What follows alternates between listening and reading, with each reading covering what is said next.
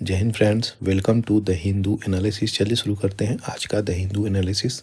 सबसे पहले बता दूं, यहाँ पे अगर आप इस चैनल पे नए हैं तो इस चैनल की सारी वीडियो जो पढ़ा प्रोवाइड करता हूँ उसकी पीडीएफ भी प्रोवाइड करता हूँ मैं।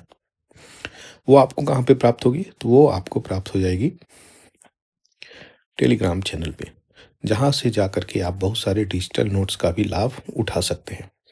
तो चलिए शुरू करते हैं। यहाँ पे क्या फ्रंट पेज पे आर्टिकल आई है उसको लेकर के बैकग्राउंड डिटेलिंग जो होगी वो आपको यहाँ पे प्रोवाइड कर दूंगा।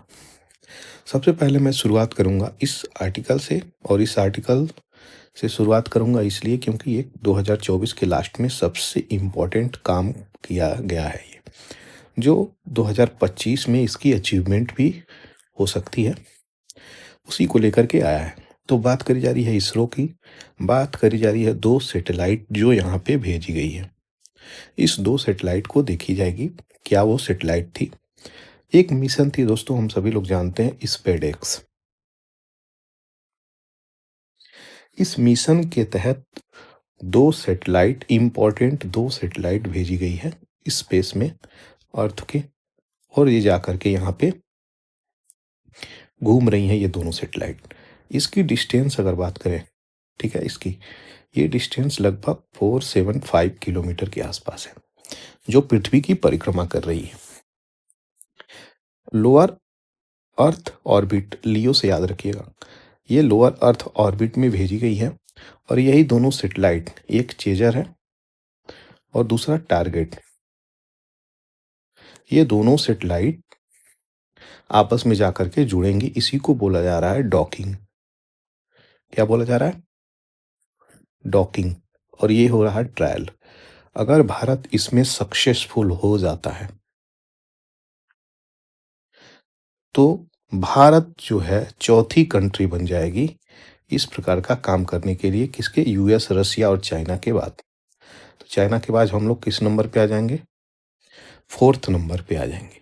तो ये तो हो गई कुछ ब्रीफिंग और कुछ इम्पोर्टेंट डिटेलिंग जो मुझे आपको बतानी थी कि स्पेडेक्स मिशन के अंतर्गत क्या चीज़ें हो रही हैं जो काफ़ी इम्पोर्टेंट है। हम सभी लोग जानते हैं PSLV C-60 रॉकेट से इसको भेजा गया था। लॉन्चर क्या होता है कि मान लीजिए एक बस है, बस के अंदर यात्री हैं, तो यात्रियों को मैं सैटेलाइट मान लिया, ठीक है, और जो बस लेके जा रही है वो हो गई लॉन्चर। तो एक प्रकार से व्हीकल ही है लॉन्चर, लॉन्च व्हीकल ही बोलते हैं इसको, polar satellite launch vehicle C-60। इसी के सहायता से हम लोग स्पेस तक ये चीज़ें भेजे हैं। और SDX-01 जिसको चेजर, SDX-02 जिसको टारगेट, ये दोनों जाकर के मिल जाएंगी। मज़ेदार बात क्या है यहाँ पे? मज़ेदार और इम्पॉर्टेंट बात ये है कि ये जो डॉकिंग की हम बात कर रहे हैं, यहाँ पर देखिए, ध्यान से समझिएगा, इन 2 डॉकिंग की बात कर रहे हैं तो ये अपने आप ये काफ़ी कॉम्प्लेक्स प्रोसीजर है और इस प्रोसीजर में भारत बहुत हद तक कामयाब हो रहा है। और डॉकिंग करने के लिए हम लोगों का जो डिस्टेंस था, एक समय था 1.5 किलोमीटर था, वहाँ पे कुछ तीव्र गति से शिफ्ट भी हुआ था जो हम लोगों के मतलब अपेक्षा से बाहर की चीज़ें थी। लेकिन आज के समय में देखा जाए तो हम मीटर में डिस्टेंस कवर कर रहे हैं, यानी इसकी डिस्टेंस और इस सैटेलाइट की डिस्टेंस ये लगभग 3 मीटर, डेढ़ मीटर के डिस्टेंस पे आ चुकी है। तो डॉकिंग जल्दी ही न्यूज़ में आ जाएगी जो इम्पोर्टेंट है। तो ये पूरी की पूरी इंफॉर्मेशन इस स्लाइड की ये है। दूसरी, यहाँ पे जयशंकर प्रसाद ही यहाँ पे जाएंगे, अटेंड करेंगे 20 जनवरी की सेरेमनी जो वाशिंगटन DC में होगी, और oath ceremony of Donald Trump जो अमेरिका के 47 प्रेसिडेंट होंगे। तो ये चीज़ें याद रखिएगा। कुंभ कॉन्फ्लुएंस शुरुआत हो गई है 13 जनवरी से, ठीक है, 13 जनवरी से शुरुआत हो गई है। और यहाँ पे शाही स्नान के लिए भी देख सकते हैं पूरी तरीके से अच्छी तैयारी दिख रही है। 45 दिन तक ये कुंभ चलेगा। अब इम्पॉर्टेंट चीज़ें क्या है कि इन दोनों की अगर बैकग्राउंड डिटेलिंग आप देखेंगे तो आपको बहुत सारी क्लैरिटी होगी। सबसे पहले शुरुआत करते हैं महाकुंभ से। महाकुंभ मेला की अगर बात करें तो ये one of the largest festival gathering in the world है, ठीक है। विश्व में सबसे बड़ी गैदरिंग एक ही जगह पे कहीं होती है तो वो आपके महाकुंभ की होती है। और ख़ास करके इलाहाबाद में ये चीज़ें प्रोसेस होती हैं। रोटेशनल बेसिस पे होती हैं, जो 4 जगह। और कब मनाया जाता है हिंदू मिथोलॉजी में इसको? तो जब सूर्य, मून और जुपिटर, ये याद रखिएगा, सन, मून, जुपिटर, ये तीनों अलाइनमेंट में आ जाते हैं, एक अलाइनमेंट में आ जाते हैं, तो ये चीज़ें आती हैं। तो इस प्रकार की चीज़ें 12 साल में आती हैं एक बार, तो इसे महाकुंभ कहा जाता है। और जब कुंभ आता है तो वो 6 साल में आता है, ठीक है? तो 6 साल में इसे अर्धकुंभ कहा जाता है।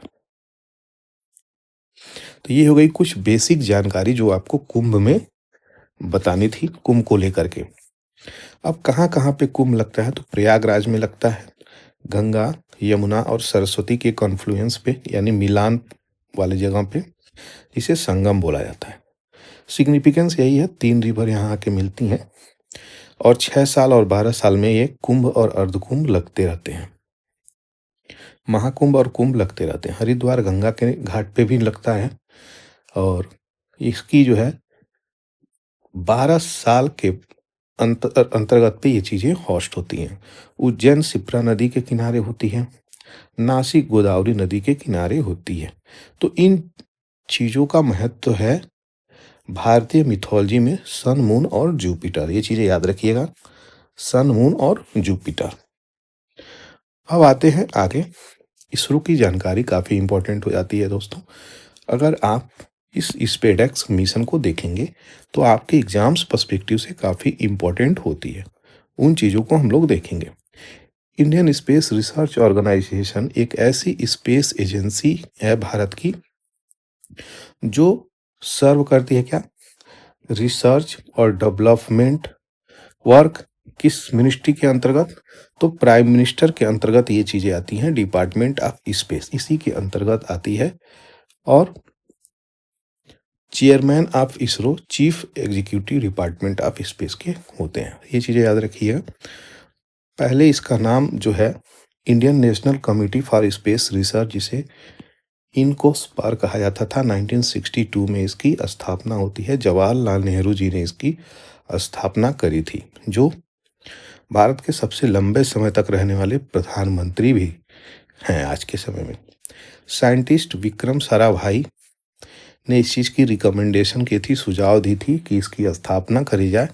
और आज के समय में जो हम लोग इतनी बड़ी बड़ी उड़ानें भर रहे हैं, उस समय सोचने वाला व्यक्ति को क्रेडिट जाता है। दूसरी जो चीज़ें हैं, इसको रीनेम्ड किया गया, किसको? इनकॉस पावर को रीनेम्ड किया गया और इसरो बना दिया गया 15 अगस्त 1969 को। और ये डिपार्टमेंट ऑफ एटॉमिक एनर्जी में जा करके मिल गया, ठीक है। हेड क्वार्टर इसका बेंगलुरु कर्नाटका में है। इसरो बिल्ड किया इंडिया की फर्स्ट सैटेलाइट आर्यभट्ट और लॉन्च किया गया इंटर कॉस्मोस के द्वारा 1975। ये रसिया के हेल्प से हुआ था, याद रखिएगा। प्राइमरी स्पेस पोर्ट की अगर बात करें तो हम लोगों का है Satish Dhawan space centre, Thumba equatorial rocket launching station और कुलाशेखरापट्टिनम स्पेस पोर्ट, ये रिसेंटली बना है। इसरो मैनेज करता है बहुत सारी एजेंसी को और इंस्टीट्यूट को।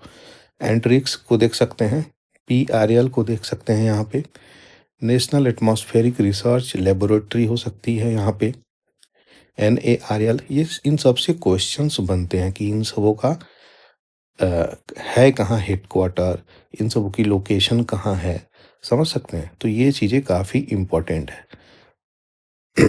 जैसे नेशनल एटमॉस्फेरिक रिसर्च लेबोरेटरी कहाँ है? तिरुपति में। स्पेस एप्लीकेशन सेंटर कहाँ है? अहमदाबाद में। ये छोटी छोटी चीज़ें हैं जहाँ से क्वेश्चंस पूरे भर भर के बनते हैं। तो ये चीज़ें आपको पता होनी चाहिए। यहाँ पे स्लाइड है, कुछ इंपॉर्टेंट चीज़ें यहाँ पे दी गई हैं और मैंने लोकेशन भी यहाँ पे मेंशन कर दिया है। आगे बढ़ते हैं, बिना किसी देरी के कुछ इंपॉर्टेंट चीज़ें हैं उसको देखी जाएगी और आगे बढ़ी जाएगी। बैकग्राउंड डिटेलिंग ज़रूरत होगी तो वो भी दे दूंगा मैं। बात करी जा रही है दोस्तों केरला की। भारत के साउथ में एक राज्य है केरला हम सभी लोग जानते हैं केरला ऐसा स्टेट है जिसकी लिटरेसी रेट देश में हाई चल रही है, बहुत हाई है। अब यहाँ पे इश्यू क्या निकल के आ रहा है, यहाँ पे पढ़े लिखे लोग अपने कैरियर को फोकस दे रहे हैं,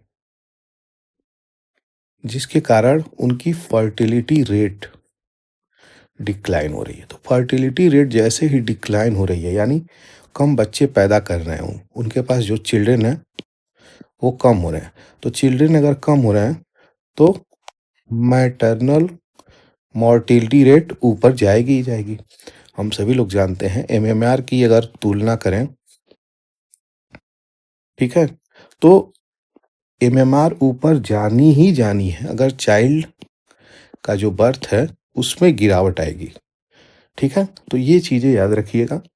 लगभग बात करी जा रही है, state has now hit a low of 3,93,223 birth, जो कि एवरेज था क्या 5.5 लाख के आसपास एनुअली। तो ये चीज़ें गिरी हैं तो एक चीज़ें बढ़ी हैं, इसीलिए स्पाइक हुआ है यहाँ पे मैटरनल मॉर्टेलिटी रेट रेशियो की। अब थोड़ी सी इम्पोर्टेंट चीज़ें जानेंगे जो एग्जाम पर्सपेक्टिव से काफ़ी इम्पोर्टेंट हो जाता है। क्या है ये मैटरनल मॉर्टिलिटी रेशियो, एमएमआर जिसको बोला जाता है। तो मैटरनल डेथ की अगर बात करें तो प्रेगनेंसी के समय, चाइल्ड बर्थ के समय और with in 42 days of termination of pregnancy हो रही है, तो कितने लोगों की डेथ हो रही है मैटरनल मतलब माताओं की। तो यहाँ पे देख सकते हैं 1 लाख लाइव बर्थ एक साल में अगर हो रही है तो इसको लेकर के देखी जाती है मैटरनल मॉर्टेलिटी रेट। यहीं पे आईएमआर की अगर बात करें तो number of death of infant कितना हो रहा है, इसको देखा जाता है मात्र 1000 लाइव बर्थ एक साल के अंदर कितनी डेथ हो रही है बच्चों की। ठीक है, डेथ रेट कैसे निकलता है, तो ये क्रूड डेथ रेट कह लीजिए या डेथ रेट, दोनों एक ही है। नंबर ऑफ डेथ्स पर 1000 इंडिविजुअल एक गिवन ईयर या पॉपुलेशंस को लेके होती है। बर्थ रेट भी उसी प्रकार से होती है, लाइव ऑफ बर्थ पर 1000 इंडिविजुअल। तो ये सब सिग्निफिकेंस है इंडिकेटर की, फर्टिलिटी लेवल की, पॉपुलेशन ग्रोथ की, और क्या ट्रेंड चल रहा है कि देश बूढ़ा हो रहा है या देश नौजवान हो रहा है, यही इंडिकेटर बताता है। फर्टिलिटी रेट की अगर बात करें जो आपको यहाँ पे इस चीज़ के लिए काफ़ी इम्पोर्टेंट हो जाता है, तो यहाँ पे average number of children women जो है कितनी यहाँ पे रखती हैं बच्चों को, कितना उनके पास बच्चे हैं, वही चीज़ दर्शाता है। तो उनकी अपनी रिप्रोडक्टिव ईयर्स जो 15 से 49 ईयर एवरेज मानी गई है, उसमें वो कितना बच्चे पैदा कर रही हैं, उसी चीज़ को यहाँ पे फोकस किया गया है। उसी को फर्टिलिटी रेट बोलते हैं। लेकिन टाइप्स ऑफ फर्टिलिटी रेट भी होती है, एक टोटल फर्टिलिटी रेट होती है, एक जनरल फर्टिलिटी रेट होती है, एक एज स्पेसिफिक फर्टिलिटी रेट होती है। इनमें कोई खास अंतर नहीं होता है, ये एज ओरिएंटेड होती है, जो एज बताती है, समझ गए। लाइव बर्थ पर 1000 वुमेन, इनमें स्पेसिफिक एज ग्रुप, एक स्पेसिफिक एज, फॉर एग्जांपल 30 से 40 बोल रहे हैं या फिर 20 से 30 बोल रहे हैं, कुछ भी आप एज ग्रुप को ले सकते हैं, इसमें कितने बच्चे पैदा हो रहे हैं। General fertility rate, live birth पर 1000 वुमेन, चाइल्ड बियरिंग 15 से 49 आ जा रहा है इस जनरल वाले में। Total fertility rate, average number of children कितने पैदा हो रहे हैं एक वुमेन को उसकी लाइफ टाइम में। ठीक है, वो पूरी होल लाइफ की कंसिडरेशन होती है, यही टोटल फर्टिलिटी रेट इंडिकेट करती है। इम्पोर्टेंस क्या है फर्टिलिटी रेट की अगर हम यहाँ पे पढ़ रहे हैं तो, डेमोग्राफिक ट्रेंड बताता है कि कौन बूढ़ा हो रहा है, कौन जवान हो रहा है, कंट्री की बात कर रहे हैं। ग्रोथ क्या है, डिक्लाइन क्या है, स्टेबिलिटी क्या है, कंट्री की इकोनॉमिक इम्पैक्ट कैसे जाएगी, लो फर्टिलिटी रेट आ रही है, पॉलिसी मेकिंग पे भी यहाँ पे health care, education, employment program, इसका इस्तेमाल भी करती है गवर्नमेंट। करंट ग्लोबल ट्रेंड जो है हाई फर्टिलिटी रेट और लो फर्टिलिटी रेट दो आ रही है। ऐसी कंट्री जैसे सब सहारा अफ्रीका वाली चीज़ें हो गई, तो वहाँ पे डेवलपिंग कंट्री में हाई फर्टिलिटी रेट है। लो फर्टिलिटी रेट डेवलप्ड कंट्री हैं जैसे जापान हो गई, इटली हो गई, इन कंट्री में, क्योंकि यहाँ पे बेटर एजुकेशन और कैरियर को महत्व तो इतना दिया जाता है। अब नेशनल फैमिली हेल्थ सर्वे 5वां जो रिपोर्ट आया था 2019 से 21 वाले रिपोर्ट की बात करें, तो यहाँ पे टोटल फर्टिलिटी रेट डिक्लाइन हुई है 2.0, यानी 2 बर्थ पर, यानी 2 बच्चे पैदा हो रहे हैं वुमेन के। तो ये रिप्लेस कर रहा है लेवल फर्टिलिटी रेट, तो जो पुराना था उसको रिप्लेस कर रहा है। और क्या इंपॉर्टेंट चीज़ें हैं यहाँ पे वो देखिए। फिगर हाईलाइट कर रहा है सिग्निफिकेंट रीजनल वेरिएशन किस स्टेट में, तो यहाँ पे बिहार, मेघालय, यहाँ पे हायर फर्टिलिटी रेट देखी गई है इन 2 राज्यों में। जबकि सिक्किम की बात करें और गोवा की बात करें तो यहाँ पे लोअर फर्टिलिटी रेट दिखी है। ये इस स्लाइड से चीज़ें कंफर्म हो जाएंगी आपको। तो बिहार में टोटल फर्टिलिटी रेट 3.0 सबसे ऊपर चल रहा है बिहार। अर्बन की बात करें तो 2.25, रूरल की बात करें तो 3.19। वहीं पे अगर मेघालय की बात करें तो दूसरे नंबर पे आ रहा है 2.91, सिक्किम का 1.05, समझ गए, दिल्ली का 1.57, गोवा का 1.32, केरला का 1.8। इसी प्रकार से ये चीज़ें चल रही हैं। यूपी का 2.35 चल रहा है, 2.1 अर्बन है, 2.47 रूरल है। तो रूरल का ज़्यादा है, ये चीज़ें याद रखिएगा, मोटा मोटी चीज़ें। यही इस आर्टिकल की बैकग्राउंड थी जो आपको यहाँ पे एक्सप्लेन किया हूँ। आगे बढ़ते हैं सीधे एडिटोरियल पे, जो काफ़ी इम्पोर्टेंट एडिटोरियल मैं कहूँगा। बात करी जा रही है दोस्तों सेंट्रलाइजिंग कंट्रोल की। जो कंट्रोल होता है या फिर पावर होता है, इसका डिवीजन किया गया है। यूनियन गवर्नमेंट क्या कंट्रोल करेगा और स्टेट गवर्नमेंट क्या कंट्रोल करेगा, ठीक है। इस पावर को डिवाइड किया गया है, तो इसमें कोई भी इंटरवेंशन नहीं होता है। लेकिन यहाँ पे क्या चल रहा है वो चीज़ें हम देखेंगे इस एडिटोरियल से। सेंटर जो है उसको हस्तक्षेप नहीं करना चाहिए किस प्रकार से यूनिवर्सिटी रन कराएं, और उसमें प्रॉक्सी अपॉइंटमेंट नहीं होना, यानी ज़बरदस्ती लूपहोल खोज करके वो अपने अनुसार पॉलिटिकल फेवर लेने के लिए अपॉइंटमेंट नहीं करनी चाहिए किसमें, यूनिवर्सिटी में, विश्वविद्यालय में। ये कहीं ना कहीं फेडरल सेटअप पे क्वेश्चंस उठा रहा है। तो यहाँ पे क्या बातें बोली जा रही हैं, एजुकेशन जो है वो कंकरेंट लिस्ट में डाला गया है। कौन से अमेंडमेंट में की वजह से यहाँ पे कंकरेंट लिस्ट में डाला गया है, क्या पहले ये तो करंट लिस्ट में था नहीं, तो अमेंडमेंट का नाम बताइए कमेंट सेक्शन में, इसका मैं इंतजार कर रहा हूँ। दूसरी चीज़ें, यहाँ पे ड्राफ्ट बनाई गई है यूनिवर्सिटी ग्रांट कमीशन का, मिनिमम क्वालिफिकेशन और appointment promotion of teachers and academic staff in university and colleges. इन चीज़ को लेकर के बनाई गई है कि किस प्रकार से अब यहाँ पे अपॉइंटमेंट होगी, ठीक है। उसमें थोड़ी सी बदलाव करके ये प्रॉक्सी अपॉइंटमेंट कर रहे हैं। तो इन चीज़ों की वजह से जो स्टेट गवर्नमेंट है उसके पावर पे प्रश्न उठ रहा है कि उसका पावर और उसकी राइट्स और federal character of the country India, इन पे क्वेश्चंस उठ रही है, क्योंकि इंडिया की जो फेडरल रिलेशन है स्टेट से वो हैम्पर हो रही है। तो वो यहाँ पे क्वेश्चन उठ रहे हैं।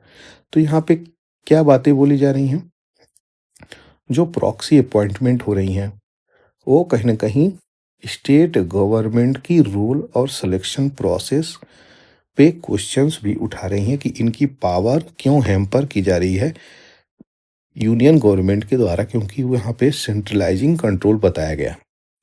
गवर्नर की बात करें तो यहाँ पे वो क्या होते हैं, चांसलर होते हैं, और जिनकी अपॉइंटमेंट होती है वो वाइस चांसलर होते हैं लगभग हर यूनिवर्सिटी के स्टेट की, ठीक है। तो इसी चीज़ की बात करी जा रही है, वाइस चांसलर की अपॉइंटमेंट जो है अपने अनुसार ये लोग कर रहे हैं। कोई भी वायलेशन ड्राफ्ट यहाँ पे अट्रैक्ट कर रही है, किस प्रकार से पार्टिसिपेट कर रहे हैं, और यूजीसी स्कीम्स ये कई प्रकार से अपनी चीज़ों को मनवाने के लिए जो फंडिंग होती है उसे भी रद्द कर देते हैं, तो जिसके कारण स्टेट को प्रॉब्लम फेस करना पड़ता है। इसी चीज़ की यहाँ पे बात करी जा रही है कि जो स्टेट गवर्नमेंट है और जो राजभवन है उसमें अपॉइंटमेंट को लेकर के इश्यू निकल के आ रही है।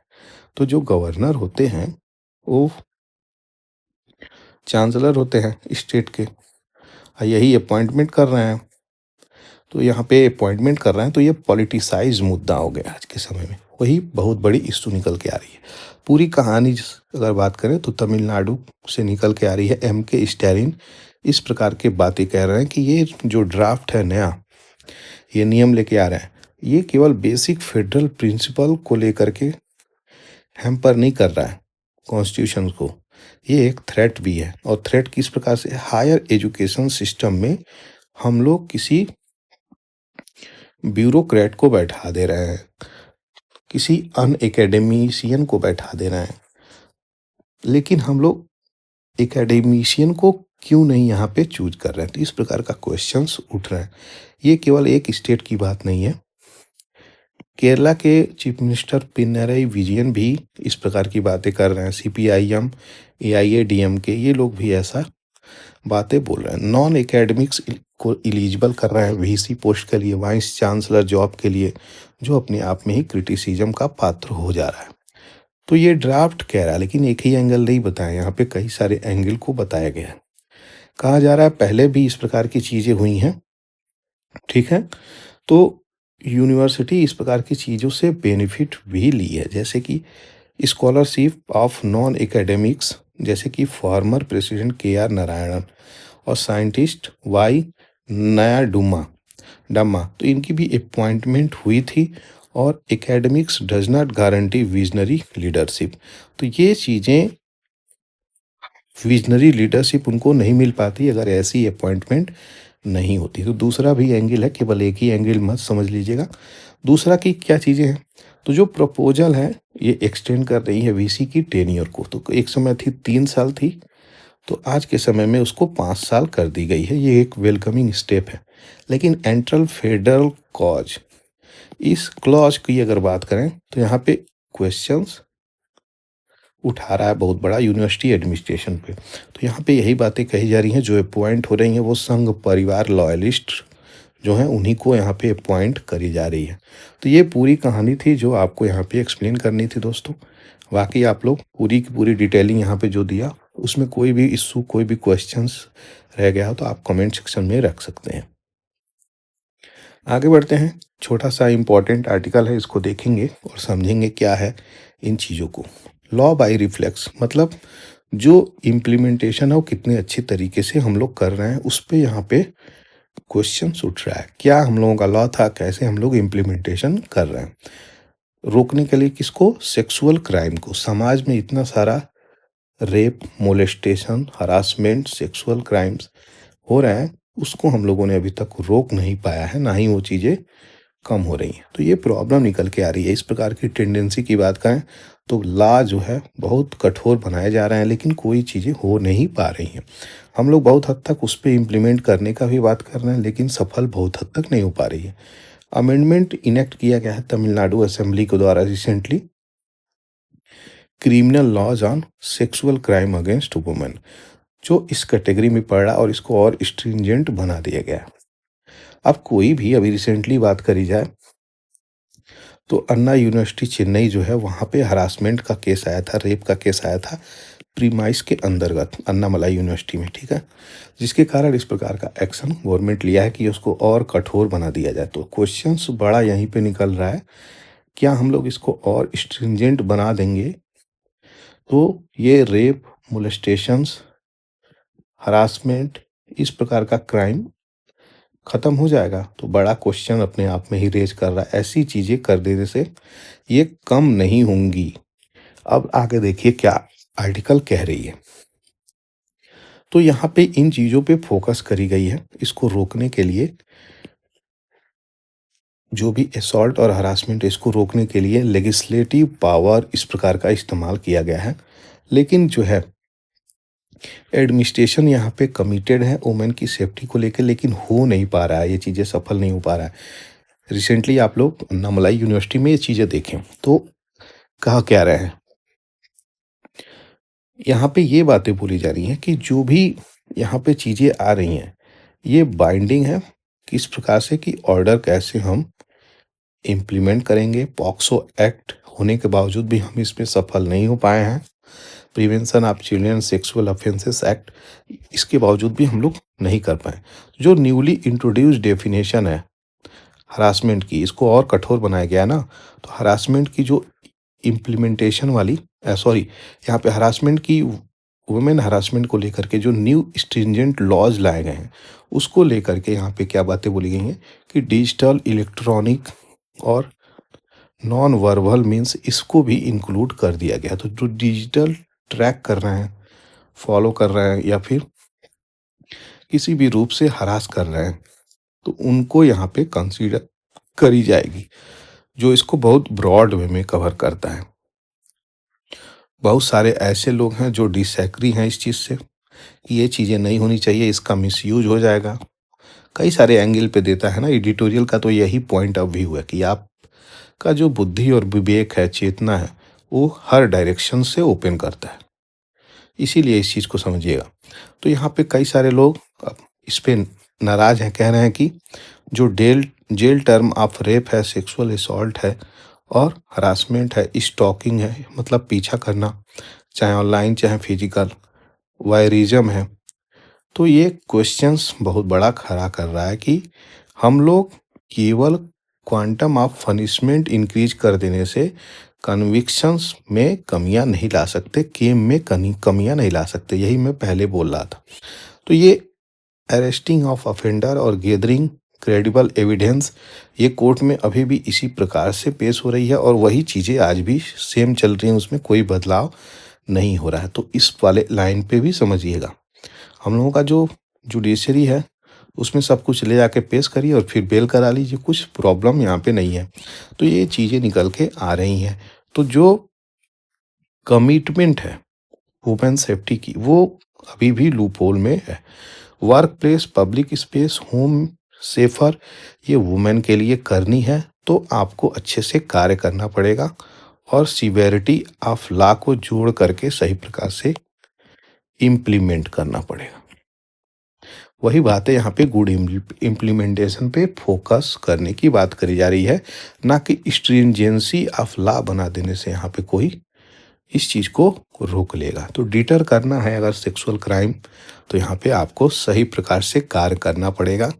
यही बातें मद्रास हाई कोर्ट कई अपने शब्दों में कही भी है, जजमेंट में भी कही है। आगे बढ़ते हैं। यहाँ पे काफ़ी इम्पोर्टेंट ये आर्टिकल है और कई बार मैं कवर भी किया हूँ। बात करी जा रही है दोस्तों डीपीडीपी एक्ट की। ये एक्ट आई थी 2023 में। 2023 में ये एक्ट आई थी और ये एक्ट क्या है, तो digital personal data protection act 2023, यानी आपका आधार का इंफॉर्मेशन, आधार से रिलेटेड हर एक banking, name, address, age, mobile number, सब कुछ, plus health details, asset details, property, सब डिटेल्स आपका आधार से अब लिंक हो चुका है, तो ये पता चल जाती है। इसी चीज़ की हम बात कर रहे हैं कि कैसे आपका जो राइट टू प्रिवेसी है, जो निकल के आया था के.एस. पुट्टास्वामी जजमेंट में, उसको हम लोग कैसे रख सकते हैं। तो यहाँ पे इंटरनेट की फ्रीडम और किस प्रकार से प्रिवेसी को सुप्रीम बताई गई थी सुप्रीम कोर्ट के द्वारा, ये चीज़ें होनी चाहिए। लेकिन यहाँ पे बहुत सारे अथॉरिटेरियनिज्म चीज़ें एडिटर के द्वारा बताई जा रही हैं। अब वो क्या चीज़ें हैं तो यहाँ पे क्या बातें बोली जा रही हैं, क्वेश्चन उठ रहा है यहाँ पे इफिशियंसी पे। बहुत सारे यहाँ पे एक्सक्लूड कर दिया गया है वल्नरेबल रेसिडेंट को पेंशन और राशन से, और ग्रीम रियलिटी ये है कि सेंट्रल यहाँ पे जो टेक पॉलिसी डिस्कशंस सही से नहीं कर रही है, और जो अभी बिल लेके आई है आपकी draft digital data protection rule 2025, उसमें तो सीधे अथॉरिटेरियनिज्म वाली बातें बोली गई हैं। तो इन चीज़ों को हम लोग देखेंगे इसके सहायता से। कंसर्न ये आता है कि एस पुट्टा स्वामी जजमेंट 2017 में कि राइट टू प्रिवेसी को फंडामेंटल राइट बना दी जाती है, जो कि बहुत इम्पोर्टेंट ये केस है और बहुत इम्पोर्टेंट ये फंडामेंटल राइट है।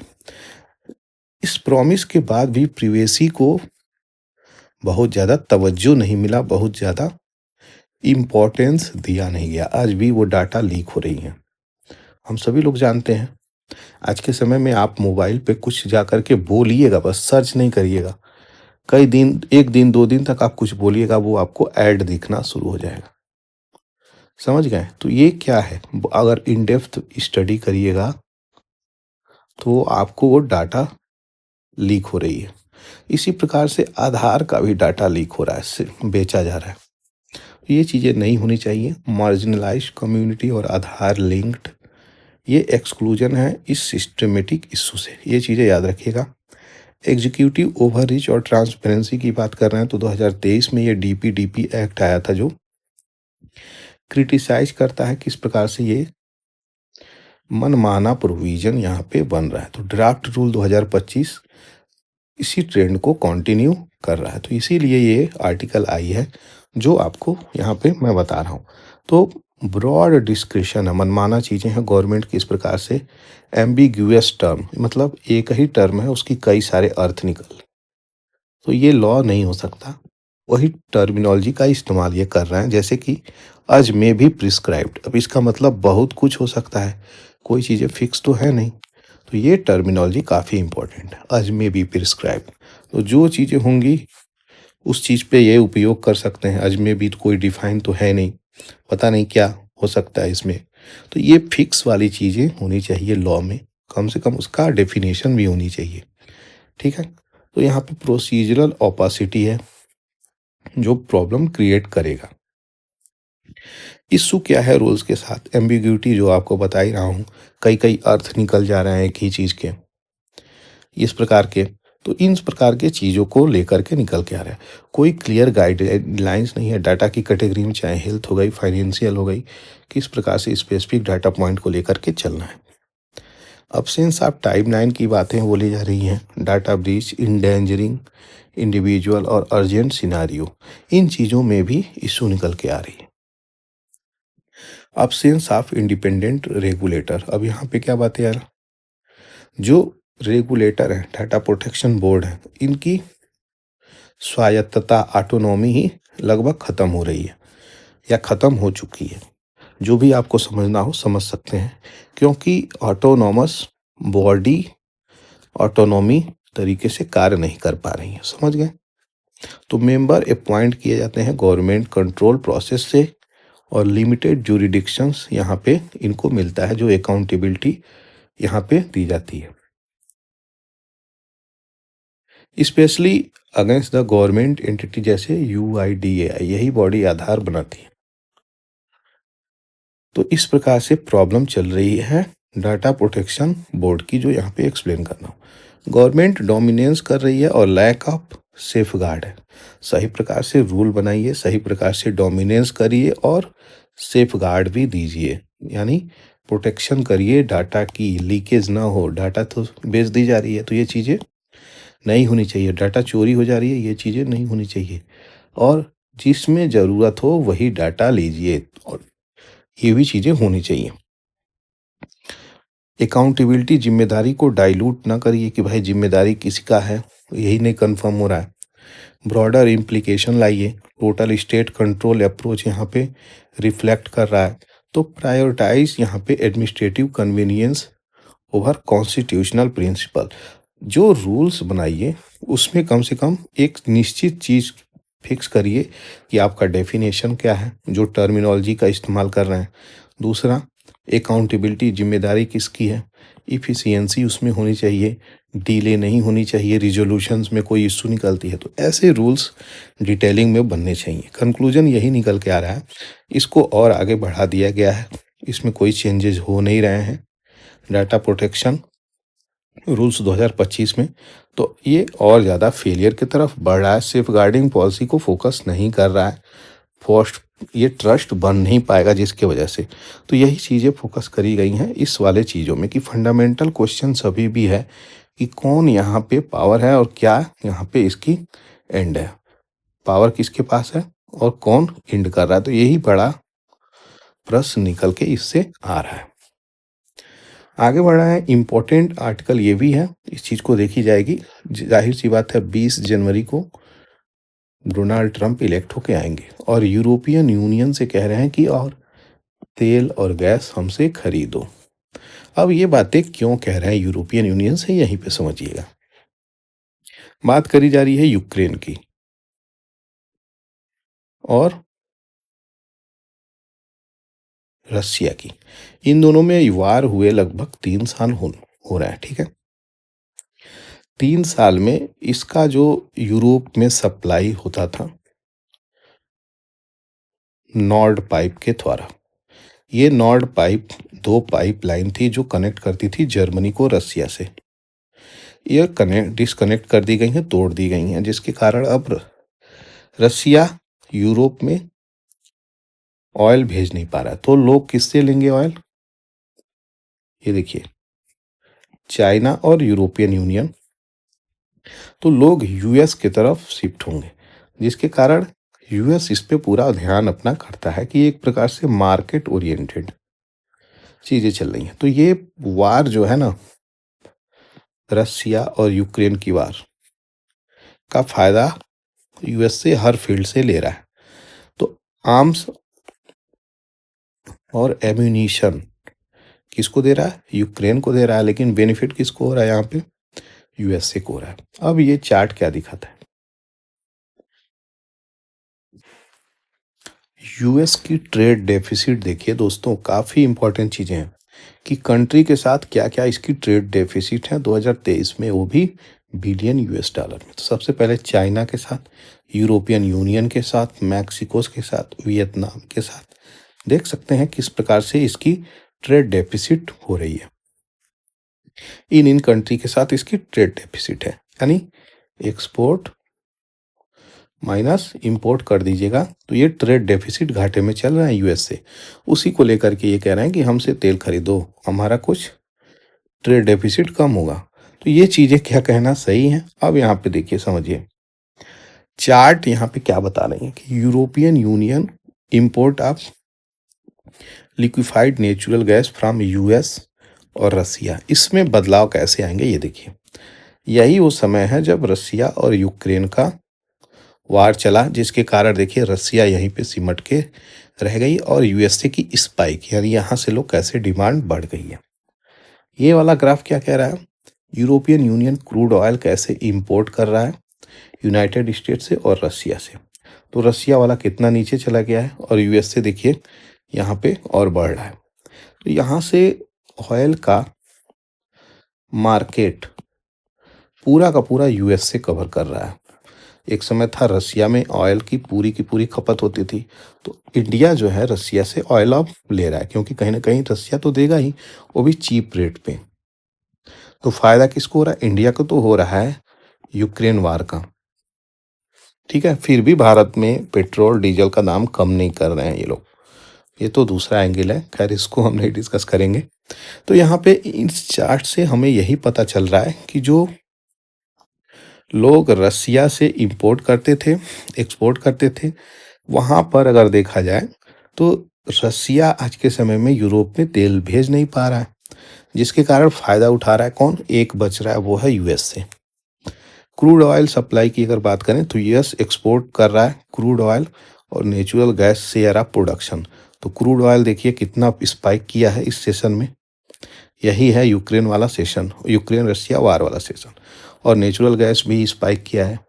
ये chart largest crude oil refinery Europe की हैं जो सेल बता रही हैं, कहाँ पे, Shell Pernis refinery, BP refinery Rotterdam Germany, टॉक refinery, Total energy, Antwerp refinery, Shell, Rheinland. तो ये इंपॉर्टेंट चीज़ें हैं, थोड़ी सी इसको भी देखिएगा।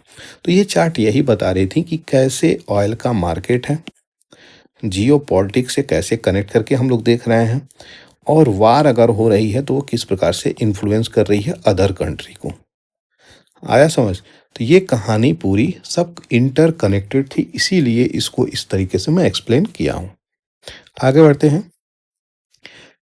बात करी जा रही है डाटा प्रोटेक्शन की, तो थोड़ा सा आर्टिकल ये भी इम्पोर्टेंट हो जाता है दोस्तों, क्योंकि जो पुट्टास्वामी केस था निकल के, जो 17 से लेके 18 तक इसकी सफ़र थी, और इस सफ़र में सुप्रीम कोर्ट ने बोला कैसे ये राइट टू प्रिवेसी के अंतर्गत आती है। तो राइट टू वोट की अगर बात करें तो एक कॉन्स्टिट्यूशनल राइट है जो सुप्रीम कोर्ट यहाँ पे डिक्लेयर करी है। तो जो basic structure free and fair election की बात करता है, और इसमें कोई भी प्रॉब्लम नहीं होनी चाहिए किसी भी कंट्री में। दूसरी बात, यहाँ पे इलेक्शन कमीशन ऑफ इंडिया फरवरी 2015 को लॉन्च करता है नेशनल इलेक्टोरल लॉज, किस प्रकार से प्यूरिफिकेशन और ऑथेंटिकेशन प्रोग्राम यहाँ पे होंगी। एपिक की बात करी जा रही है यहाँ पे, तो यहाँ पे इलेक्टोरल पर्सनल आइडेंटिफिकेशन कार्ड, इसकी बात करी जा रही है, इसको लिंक कर दिया जाए रिस्पेक्टिव आधार नंबर से। ये डेफिनेटली हेल्प करेगी किस प्रकार से डुप्लीकेट जो एंट्री हो रही है उसको रोका जाए। लेकिन यही एक एंगल नहीं है, बहुत सारी चीज़ें निकल के आ रही हैं।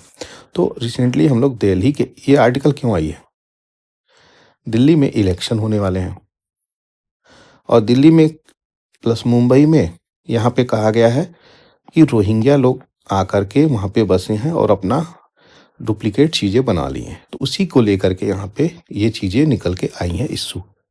अब यहाँ पे आधार का लिंक अगर आईडी से होगा तो क्या होगा, उस चीज़ को देखा जाए ताकि डुप्लीकेट वोटिंग जो है वो रुक सके। तो यहाँ पे क्या है, एलिमिनेशन ऑफ डुप्लीकेट और फ्रॉड होगा अगर हम इन चीज़ों को देखेंगे कि आधार और लिंकिंग और आईडीज़ का क्या प्रॉज है, क्या बेनिफिट है।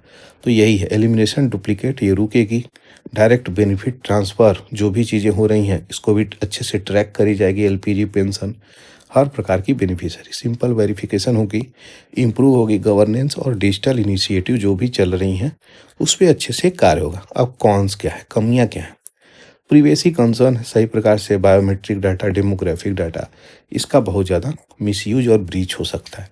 Risk of data breach, exclusion risk, dependency on technology, potential misuse, burden on citizens, ये सब चीज़ें हो सकती हैं जिसके कारण एफिशिएंसी, ट्रांसपेरेंसी, कन्वीनियंस, इन सब चीज़ों पे इशू निकल के आ रही है। पब्लिक ट्रस्ट सिस्टम की बात करें तो ये बहुत ही इंपॉर्टेंट है, ये चीज़ें होनी चाहिए। तो यहाँ पे कई सारे कंसर्न रेज कर रहा है, क्वेश्चंस रेज कर रहा है। नेक्स्ट अगर देखा जाए यहाँ पे, तो सऊदी अरेबिया यहाँ पे जो सीरिया है, सीरिया और यूरोपियन यूनियन, सऊदी अरेबिया, इनका जमावटा यहाँ पे पहुँचा है, जिसके कारण सीरिया में जो इशू है उस पे बातें चल रही हैं कि कैसे कोई भी इशू है उसको रिजॉल्व किया जाए, वही चीज़ें यहाँ पे चल रही हैं। तो जर्मन फॉरेन मिनिस्टर अनालेनका बारबेक यहाँ पे स्मार्ट अप्रोच एडॉप्ट करने की बात करी गई है, और एड जो है रीच सीरिया होनी चाहिए, यहाँ पे पहुँचे यहाँ पे सीरिया पे। दूसरा जो छोटा सा आर्टिकल है, फायर फाइटर्स लड़ रहे हैं किस प्रकार से लॉस एंजलिस में फायर जो पहुंच गई है उसको रोका जाए। क्या है ना, यहाँ पे एक हवाएं हैं सेंटा एना, ये हवाएं वार्म एंड ड्राई, और इनकी speed 50 to 70 mile per hour है, जिसके कारण जब कैलिफोर्निया से होके बहती हैं तो ये बहुत तीव्र गति से बहती हैं, और वार्म और ड्राई होने की वजह से यहाँ पे ओरिजिन हो जाती है क्या, फायर की, फायर की ओरिजिन हो जाती है, और ये तीव्र गति से हवाएं एक रुख ले लेती हैं। आज के समय में वही हुआ है, 16 लोग एटलीस्ट यहाँ पे डेड पाए गए हैं, मर गए हैं जल के। दूसरी चीज़ें या सफोकेशन से, दूसरी चीज़ है 15 से 20,000 स्ट्रक्चर यहाँ पे जल के राख हो गए हैं। बहुत सारे सेलिब्रिटीज़ की भी चीज़ें हुई हैं और वो लोकेशन कहाँ है? तो आपको बता दें हम, वेस्ट साइड में कैलिफोर्निया पड़ती है और यहीं पे लॉस एंजलिस है। इसकी पासाडेन एक जगह है जो बहुत ही फेमस है। इसी साइड से यहाँ पे चलती हैं ये हवाएं।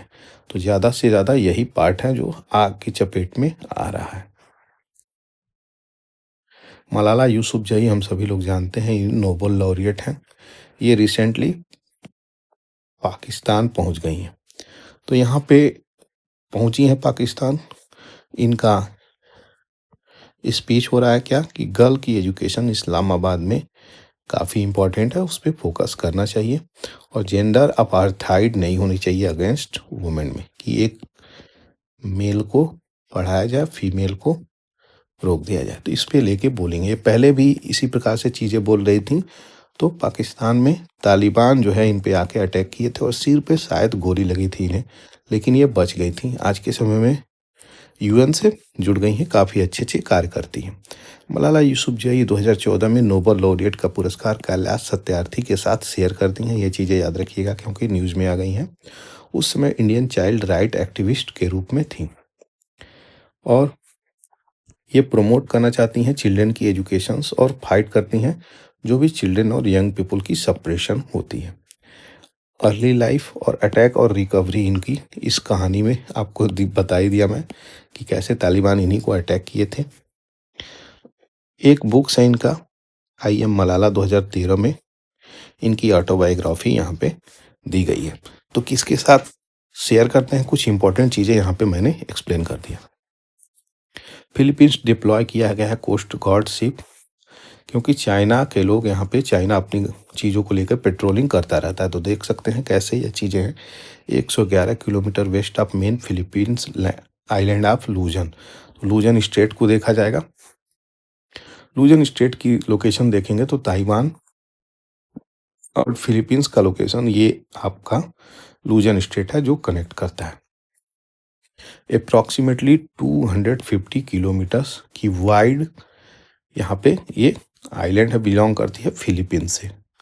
ठीक है, तो ग्रुप्ड इनटू दो पार्टों में यहाँ पे है। तो आइलैंड कंप्राइज करता है प्रोविंस ऑफ बातने और बबुआन आइलैंड जो पार्ट है प्रोविंस का कागियान। और स्ट्रेट की बात करें तो ये डिवाइडेड है नंबर ऑफ स्मॉलर चैनल्स में। बाबुआन चैनल सेपरेट करता है लूजन फ्रॉम बाबुआन आइलैंड और ये सेपरेट करता है बताने बाई बली ताग चैनल। तो बताने सेपरेट करता है फ्रॉम ताइवान बाई बासी चैनल। तो यहाँ पे चीज़ें देखिए ये कैसे कैसे कनेक्ट करता है। साउथ चाइना सी है जहाँ पे ये पेट्रोलिंग कर रहे हैं आज। नॉर्थ पैसिफिक सी है, फिलीपींस आपको दिख ही रहा होगा।